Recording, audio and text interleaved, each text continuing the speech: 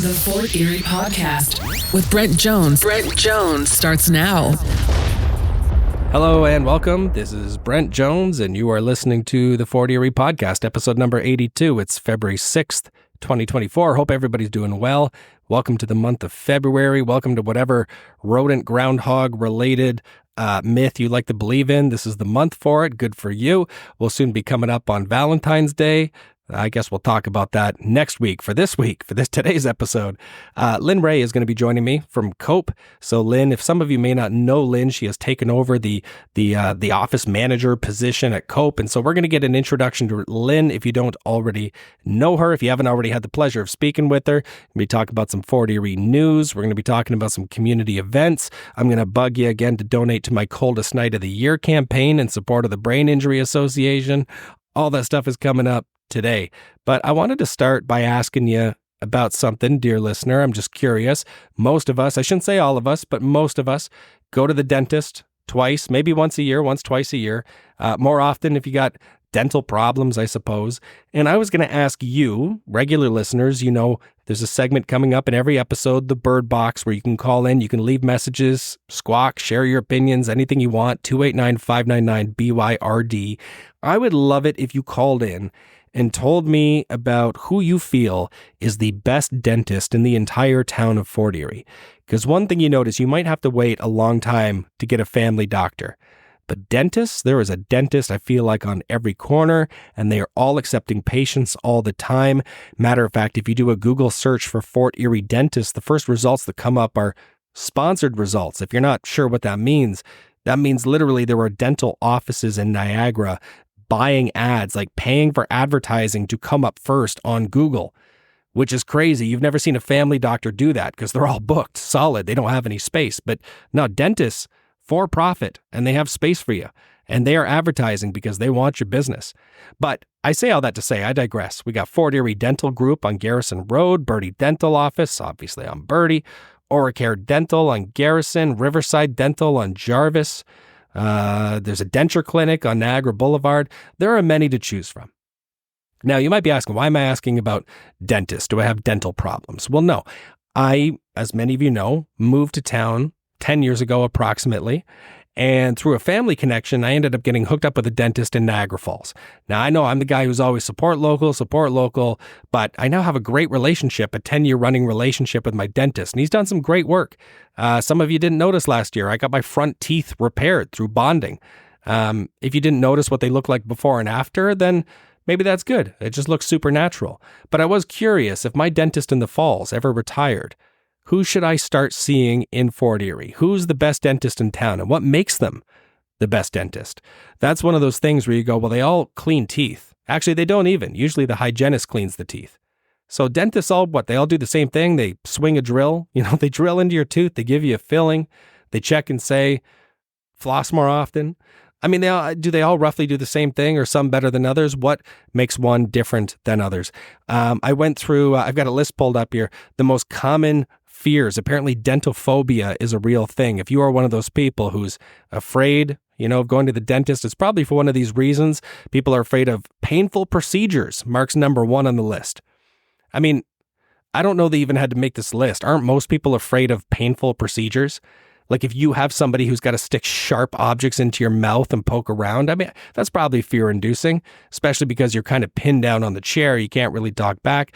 Second most common fear is the anesthetic working, that if somebody's having a procedure, they're not numb enough. I mean, my God, this is the stuff of nightmares. But yeah, that doesn't seem like an unreasonable fear to me. Just make sure I'm real frozen before you start really digging in there and yanking stuff out, Number 3 fear is people gagging, or they're afraid of having a gag reflex, like an instrument's going to be stuck in their mouth and they're going to start heaving right there in the chair.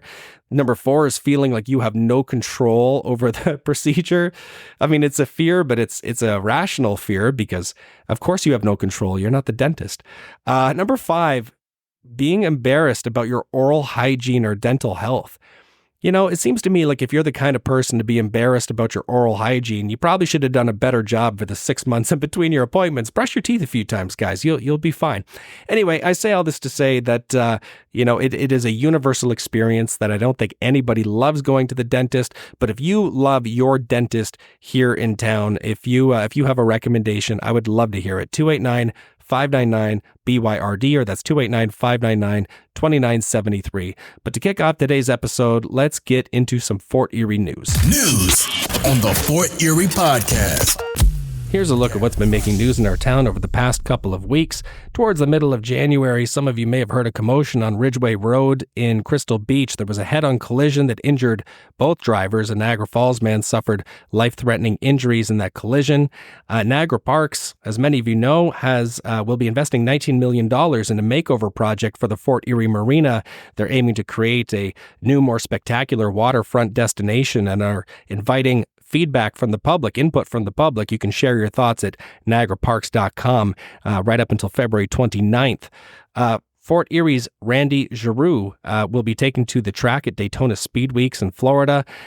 Randy will be racing a vehicle at Daytona Speed Weeks, racing alongside other University of Northern Ohio students as part of an educational partnership.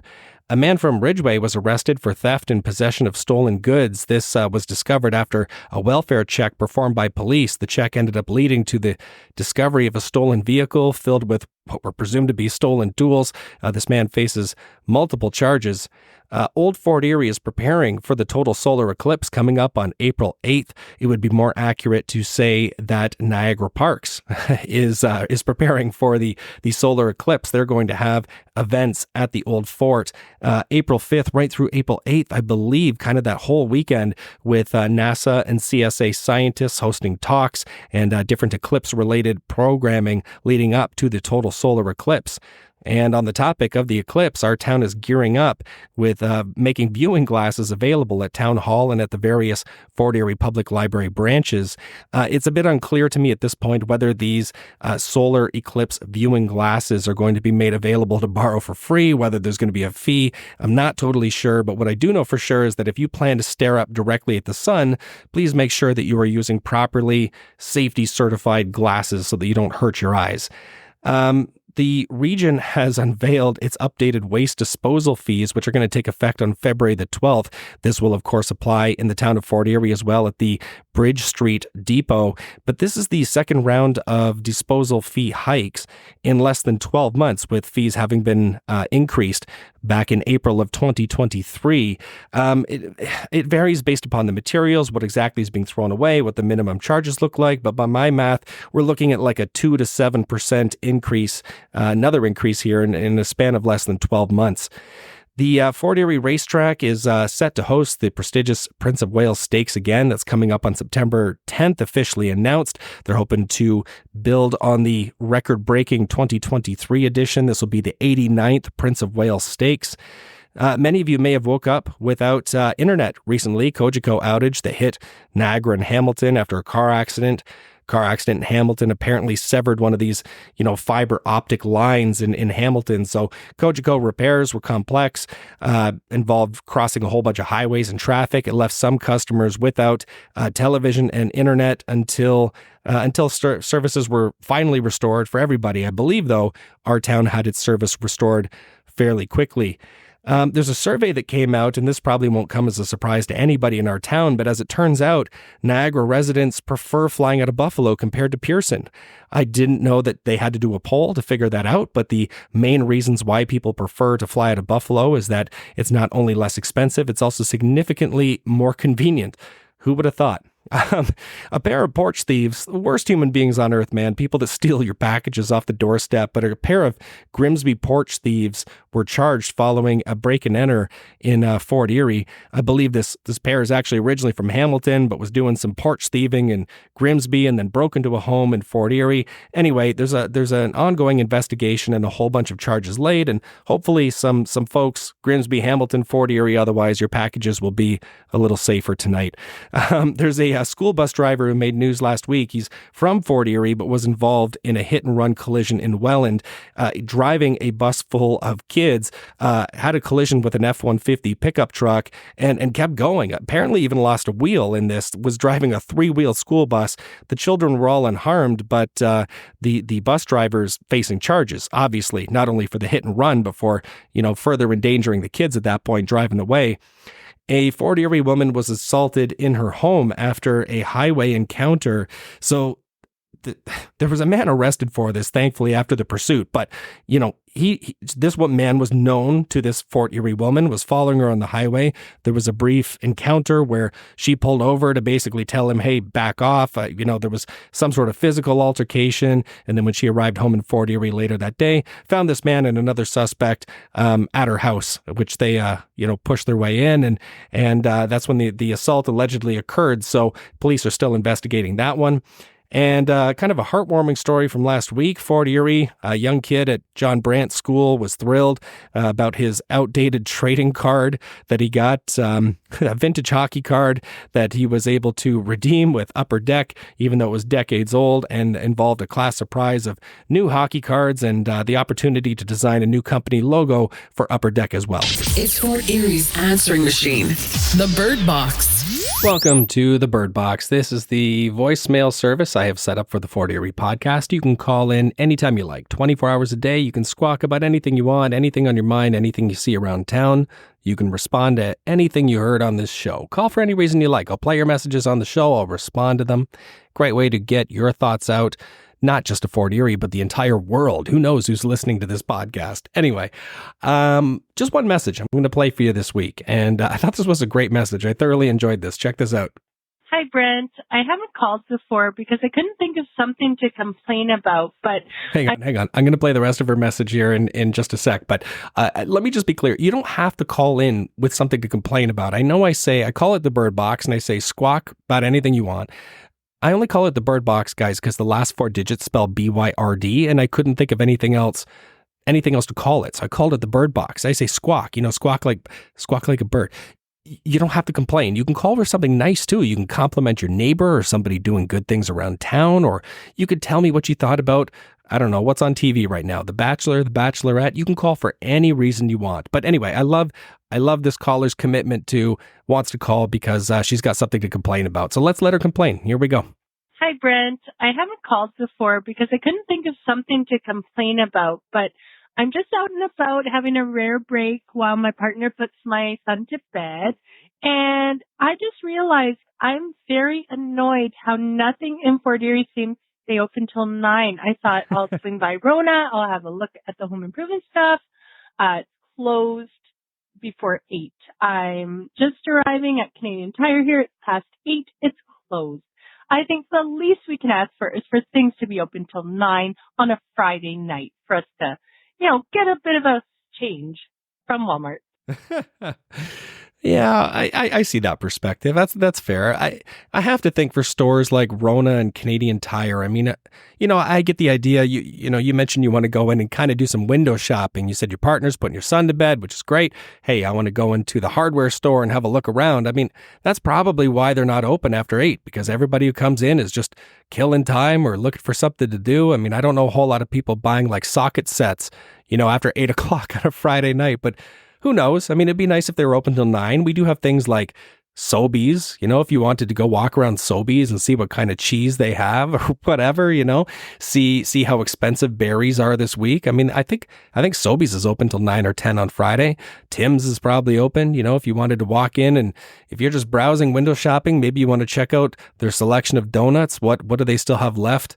Stale and ready to order on a Friday night? I have no idea, but it's a fair criticism, I guess. If you are looking for something to do after 8 o'clock on a Friday night, I mean, unless you're going to go to a bar or check out some music in Fort Erie, probably not a whole ton to do. You'd probably be better off on the Canadian Tire website. But anyway, callers, I'd be curious to hear from you. You're looking for something to do after 8 o'clock on a Friday night. You're looking to kill a little bit of time. Do you think you'd ever stop in if Rona or Canadian Tire or something similar, Ace Hardware, if they were open after 8 o'clock, would you stop in? I don't know. Let me know. 289-599-2973. Call the Byrd Box for any reason you want. Have something you want to squawk about? Let the whole town know what's on your mind. Call the Byrd Box at 289-599-2973. That's 289-599-BYRD. All right, so I am speaking with Lynne Rey on the phone at COPE, Community Outreach Program Erie. Lynn, how are you doing? I'm great, thank you. How are you? I'm doing well. Thank you for joining me. Thanks for making some time today. Absolutely. Well, I thought maybe I'd give you a moment here to start to introduce yourself. I mean, most people around town, I think, I use the full community outreach program here. I think most people in our town know what COPE is, but they may or may not be familiar with you personally. So, what is your role with COPE? How long have you been with COPE? Fill us in. Sure, absolutely. So I started helping out with COPE in September as part of my finishing up with my college diploma, and I have since stayed on now that I've finished school to kind of help out. I'm sort of running things in a manager position right now with help from many awesome volunteers and board members. We're all kind of working together to keep the doors open and keep things going and keep helping our community as best as we can. So for as long as I've been trying to assist, the food bank where I can, as long as I've been working with COPE, I pretty well always dealt with Mandy and Barb. We had this awesome mother-daughter team, there forever. And they of course took their leave, and Dixie took over, briefly, and then kind of had a short stay in that office manager role. And now you're in sort of an interim office manager role. We're expecting that there's going to be somebody else sort of manning the helm in the foreseeable future. Is this, you mentioned that this was part of a college, program you got involved with COPE in the first place. I mean, do you see yourself being with COPE for a long time to come? I do. I'm really enjoying being here. I'm enjoying the position and just helping out in the community. I'm pretty new to Fort Erie. I've only lived here for about 4 years. So it's been a great introduction to me, to the community, just seeing everyone's generosity and how the community comes together is super heartwarming. And I am really, like I said, really, really enjoying being here. So I do see myself staying with COPE for a while, yes. But we do kind of have to expect that in the foreseeable future, we'll have somebody else in the office manager role, but you are not going anywhere. You're going to stay in Fort Erie. You're going to stay with COPE, right? That's correct. I like to kind of joke that someone else is going to be the Barb and I'm going to be the Mandy.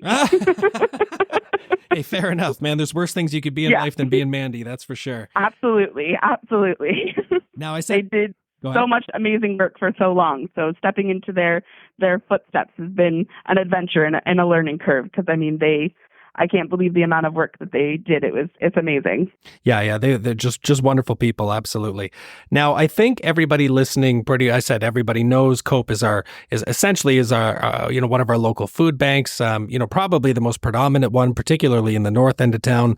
But do you maybe want to walk through all the things COPE does? I mean, all the different you fill us in. I mean, what is COPE all about in a nutshell?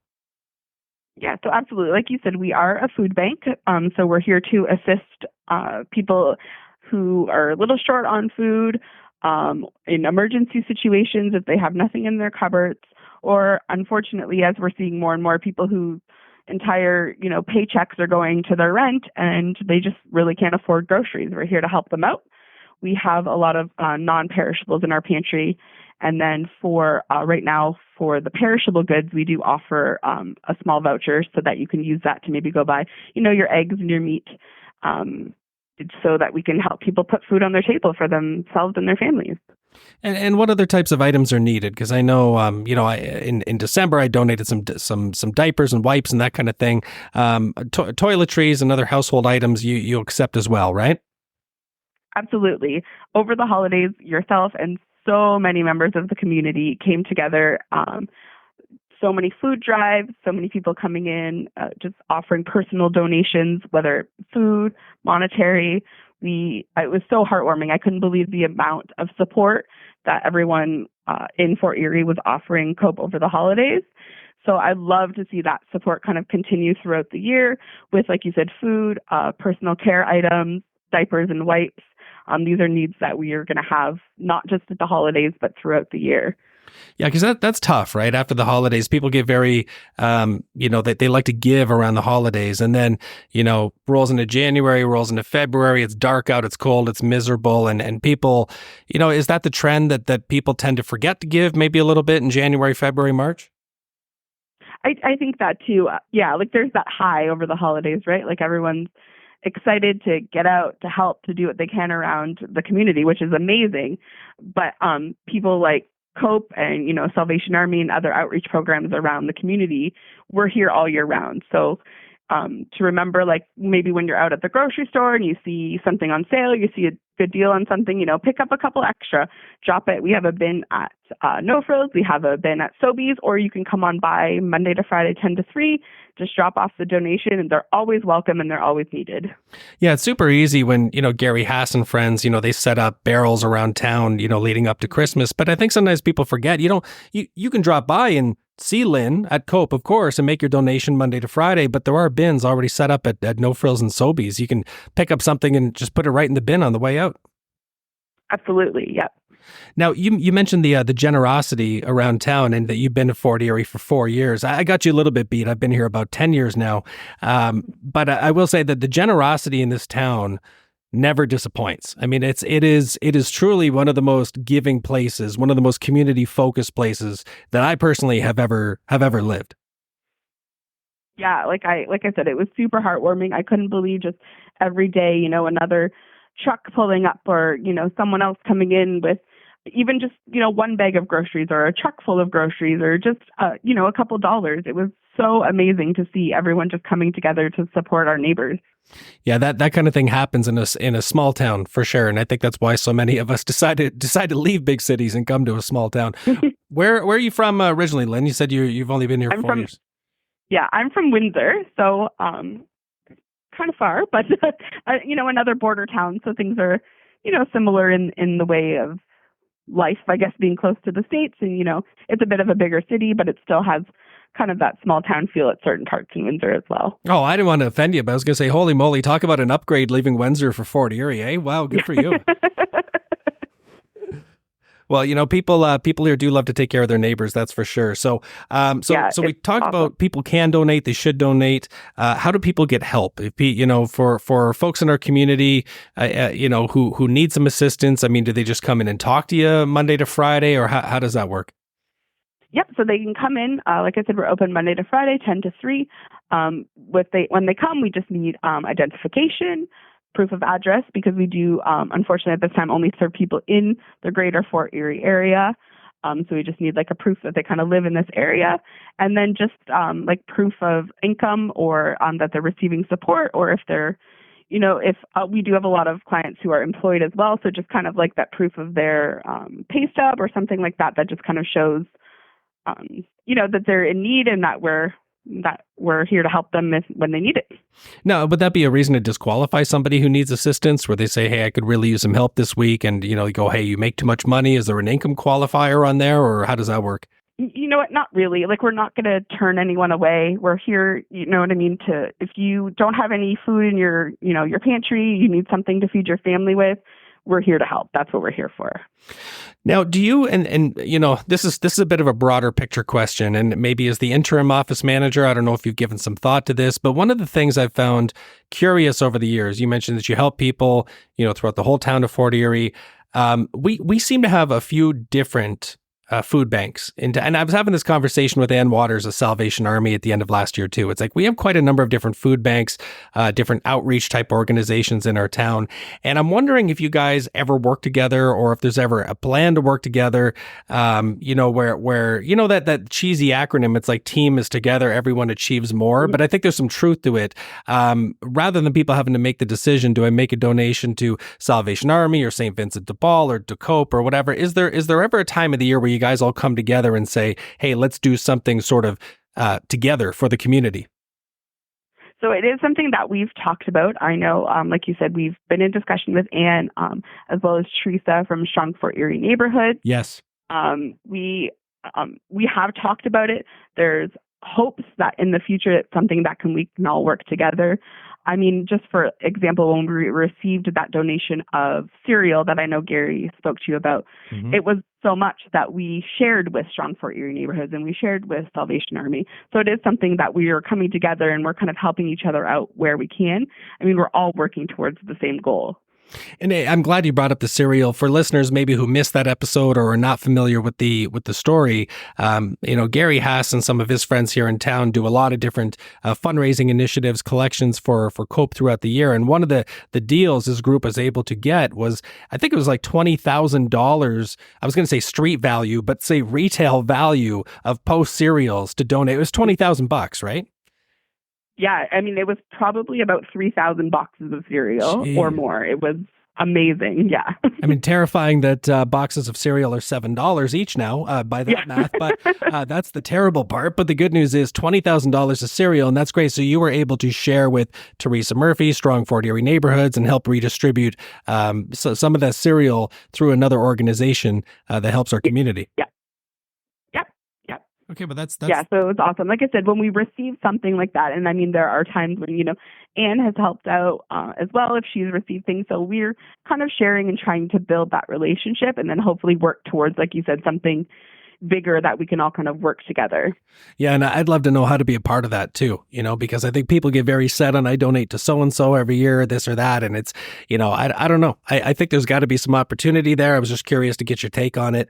And another thing I'm curious to get your take on is about demand in general. Now, you mentioned how generous people were this year, and I know for a fact they were. I mean, I saw people going out of their way, it seemed like, to help their neighbors. And that's the Fort Erie that I know. But I'm curious about donations this year across the board. Were they higher or lower than typical years, typical Christmases? So again, because this is kind of my first time with COPE through the holidays, as well as a lot of the board members, we kind of went into the holidays a little bit blind. Like we, had our outlines and kind of knew what past looked like, but we didn't really know what it looked like overall. So, I mean, I've had a few board members say like, oh, the pantry is fuller than I've seen it, but to actually have like concrete evidence to say, you know what I mean, people are more generous this year versus last year. It's hard to really kind of put that into like, sure, for sure to say. Yeah. Yeah. And we're all kind of new. We're all learning the ropes as we go. So yeah. Well, I was just curious, if this year was different than previous years. And I know when, you've got new staff, new people helping out in place, it may be hard to measure. But I'm curious about, some of the say longer term strategies, because the ultimate goal is to make sure that there's a steady supply. You want to make sure that you have supply to meet demand, but it's an ever moving goalpost to try to keep increasing supply year over year over year. I think the question becomes, how do you end up lessening demand? And is there a way to do that? Is that something that ever gets say brought up amongst the folks at COPE? Is there a way that we could create more sustainable long-term solutions where people could support themselves? Absolutely. Those are questions that we've asked and things we've thought about, but unfortunately, I don't think it's just an easy answer. Right. Like one of the things we recently did, and I know you spoke to Dixie about it, is we acquired through donations some fridges and freezers. So that way we can start carrying more perishable goods like meat and frozen vegetables and things like that, so that we kind of have that to help people out as well, because, that's the kind of stuff that's going to keep people fuller, longer, things that are going to go a little bit further than just a couple cans of soup or a box of cereal. So kind of looking at ways to bring in new foods and new ways to kind of help. But I mean, overall, like solving, the need is something, like you said, that's kind of never ending and kind of always working towards that. I'm not sure if there's ever like an end to that. Yeah, I was pretty sure here in our 20-minute or so conversation on the Fort Erie podcast, you and I weren't going to solve world hunger or anything, let's say, but I wish we could. I wish we could, man. If I could, rub the genie's bottle here and make it all go away, I would. But unfortunately, I don't know what those answers are. I mean, I think as local residents in town here, I mean, best we can do is continue to give what we can and try to help. But, there are always those bigger questions to sort of notch you at the background, is like, man, there's no question that demand has gone up over the past few years. And what are the solutions to fixing that? I honestly don't know.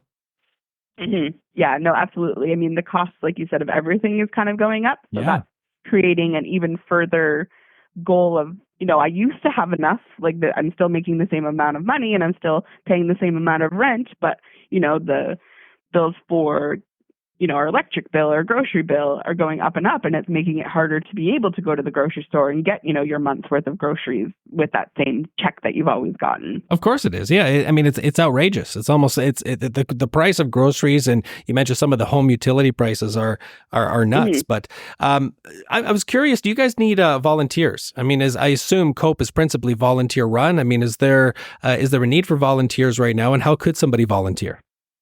Sure, absolutely. We have some really awesome volunteers, as I mentioned. We are in a good spot for that, but we do always welcome, new faces. We also are always looking for volunteers to do our bingos and things like that. So if that's something that they're interested in, they can give me a call or come on by, and we can kind of talk about the different options and, people's schedules and see if there's something we can work in for sure. So for anybody who wants to call and maybe discuss an idea with you, a possible fundraiser, something they might volunteer for, do you want to share your number? Absolutely. So the phone number here at COPE is 905-871-2526. And like I said, we're here Monday to Friday, 10 to 3. And what's the address? The address is 32 Dufferin in Fort Erie. 32 Dufferin Street. Perfect. All right, Lynne, well, before I let you go, is there anything else that you want to share with listeners? I just want to, again, take the opportunity to thank everyone who did make a donation over the holidays, whether it be in one of those bins, whether they came in, or maybe just at their work and they threw some food in there. It was so appreciated. It was so heartwarming, and it's really going to go a long way in helping our neighbors, and we really, really appreciate the support. Ranting and Raving on the Fort Erie podcast. For this edition of Ranting and Raving, I have some thoughts about Super Bowl 58 coming up this Sunday, February the 11th. I'm going to talk about community events later in today's episode. There's a bunch of Super Bowl stuff happening around town. I'm not going to cover any of those events. If your local bar, any place that serves wings and nachos, I promise you they're doing something for the Super Bowl. So I'm not going to go through all of those. I really don't think it's needed. The big game is happening this Sunday. It's going to be the Chiefs or the 49ers. I dislike both teams. I really don't care who wins. Don't like the Chiefs. Don't like the 49ers. Think Kansas City's probably going to pull out the win, but I really don't care as long as it's a good game. The big story, of course, surrounding Super Bowl 58 is Taylor Swift. She'll be flying back from a show. I believe it's in Tokyo. She's going to be flying back like a 13-hour flight to see her boyfriend, Travis Kelce, play. And that's been the big story all season for the Kansas City Chiefs. It's not been their offense or defense or how many Super Bowl titles they've earned.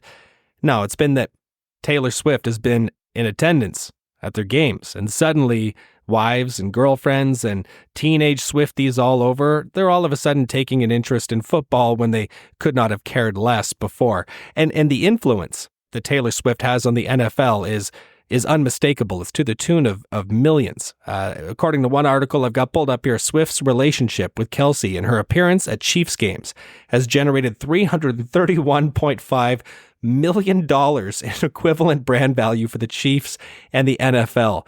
I mean, the amount of teenage girls buying Travis Kelce jerseys just so they can say they're wearing Taylor's boyfriend's jersey. I mean, $331 million. That is huge. But mostly for this edition of Ranting and Raving, I'm just trying to figure out why grown men are upset that suddenly more women and girls, because let's be honest, Swifties are mostly women and girls. Why is it the grown men are upset that more women and girls have taken an interest in football, especially the Super Bowl? I mean, you've got undisputably the biggest celebrity in the entire world, Taylor Swift. Probably the most recognizable human being in the entire world, dating one of the NFL's top tight ends, arguably the greatest tight end in NFL history, and playing for a team that is yet again headed to the Super Bowl. Super Bowl Swifty-8, as some people are now calling it. But how on earth could anybody not expect this to be news? I mean, I'd understand being upset if the network was cutting from the game, from actual live plays to Taylor, I'd understand being upset about that. You're missing the game now because the focus is being taken off the game, put on Taylor Swift. But that is not happening. If you missed a huge play because Taylor was dominating the network coverage of the game, you're seeing her just laughing and chumming it up with Brittany Mahomes. Yeah, I'd understand being upset, but that is not what's happening. They might pan to her for like 9 seconds of the entire game when absolutely nothing is happening. She isn't even doing the halftime show for Super Bowl 58. Usher is. So I really don't see what the real issue is here. Am I a fan of Taylor Swift? I mean, she seems like probably a nice person. I don't know, but am I a fan of her music? Not really. No, I mean, she has some okay tunes that I don't mind, but she's definitely not one of my go-to artists on Spotify. And am I a fan of Travis Kelce or the Chiefs? Again, no, not at all. I can't stand them. Do not like the Kansas City Chiefs. All I'm hoping for this Sunday is a great football game, and whether Taylor is there or not is not going to change that. Community events coming up in Fort Erie. Just before we wrap up today's episode, let's get into some community events. If you're on the hunt for something to do, I got a few events to tell you about coming up in the next couple of weeks. A lot of Valentine's themed stuff, but not a lot of stuff actually happening on Valentine's Day, funny enough. But let's start with this. This is happening today, Tuesday, February 6th. It's a stress reduction workshop. You can catch it 4 p.m. at Bridges Community Health Center on Garrison Road. This is one of a group of sessions focused on motivation, confidence, and goal setting. Tuesday night darts going on at the Ridgeway Legion. This is just for fun. Anybody can come out. Gets going at 7 p.m. tonight. Registration is not required. Then coming up tomorrow, you can head to Rookley's Canadian Art on Ridge Road at 10 o'clock, starting at 10 o'clock in the morning, to check out some Canadian artists who have ventured into untouched territories and produced some pretty magnificent works from them. Admission is free. Also happening tomorrow at 5 o'clock, the NPAAMB, 60 Jarvis Street, is hosting an after-hours workshop focused on career possibilities and opportunities for Indigenous youth, ages 15 to 30. And open mic night, a lot of stuff happening tomorrow. Also happening tomorrow night at Augie Bistro on Jarvis Street. Registration is not required. If you want to showcase your musical talents in front of an open mic or catch other performers, that gets going at 6 o'clock p.m. Coming up on February 9th, head to Little Red Coffee at 8:30 in the morning for Coffee Club. This is a delightful, it says here delightful, I like that word, delightful morning of networking and freshly brewed coffee. Registration is required, so contact Little Red Coffee in advance. Happening on Saturday, February 10th, at 7 o'clock, Strangely Steve and the Lost Entries will be, I believe, performing at Sessions on the River. It says free admission, and it describes it as a 1-hour live streaming internet broadcast and recorded event. So I don't know if Strangely Steve and the Lost Entries are performing live, if they're performing via webcast. I'm not really sure, but either way, it'll be a good time. Head down to Sessions at 7 o'clock on Saturday. Also happening Saturday at 7 o'clock, you can check out Valentine's Evening with Elvis. An evening with Elvis, it says snacks and desserts will be provided. This is happening at the Fort Erie Optimist Club on Gilmore Road. $25 for a ticket. Elton Lammy is also performing on Saturday, February 10th at 7:30 p.m. St. Paul's Anglican Church. Tickets are also $25 for that one. The Fleetwood Mac Experience, the good news is they are returning to the Sanctuary Center for the Arts on Ridge Road. That's happening Saturday at 7:30 p.m., but tickets, unfortunately, are totally sold out. If you're looking for something to do with the kids, coming up on Monday, February the 12th at 4 p.m., there is a Lego Club going on at the Centennial branch of Fort Erie Public Library. That's the one on Gilmore Road. This is a monthly club for, I presume this is aimed at kids. I didn't check, but I presume a monthly club for kids to get together and build Lego. There is no registration required, but it is suggested. Actually happening on February 14th at 5 p.m. is Valentine's Day dinner at Bridgewater Country Club. This is $140 per couple. You do have to register in advance, but includes a glass of wine, appetizer, entree, dessert, and coffee or tea. I assume for both parts of the couple, not just one to share. I assume you're not sharing one glass of wine. You probably each get one. Anyway, the Ridgeway Lions Pasta Dinner is happening the day after on February 15th at 4 o'clock p.m. They'll be serving spaghetti, penne, meatballs, sausage, and more. This is happening at the Crystal Ridge Community Center. Adults are $12, kids under 10 are $6, and kids under 5 eat for free. You can take out or dine in. The Yoga Dome will be hosting an event called Radiant Self, A Journey to Self-Love. This is happening at the Yoga Dome on Ridgemount Road, February 15th at 6:30 p.m., but it will be Tammy Dixon from the Calm Zone who's actually going to be running this inspirational painting workshop. It is $44, and you can register at theyogadome.ca. There's a murder mystery dinner happening at the Crystal Ridge Community Center on February 16th at 5 o'clock. It's a murder mystery roast beef dinner, which, if I'm being frank, is the best kind of murder mystery dinner. Roast beef dinner, the proceeds go to Fort Erie Hospice. It's $35, and you do have to register in advance for tickets. And then I'm not totally sure what this one is, but Heritage Week is happening towards the end of the month. So there's a Heritage Week presentation courtesy of the Municipal Heritage Standing Committee. The title here says The Grange at One Burns Place, which is happening February 20th at 6 o'clock p.m. And that's happening at the Fort Erie Public Library Centennial Branch location on Gilmore Road, and it is free to attend. The4EriePodcast.com. I think that'll just about do it for episode number 82. Thank you for listening to the Fort Erie Podcast. Let me just a quick reminder, if I may, folks. I mentioned last week, if you missed episode 81, go back and check it out. My guest was Fort Erie Fire Chief Mark Schmidt.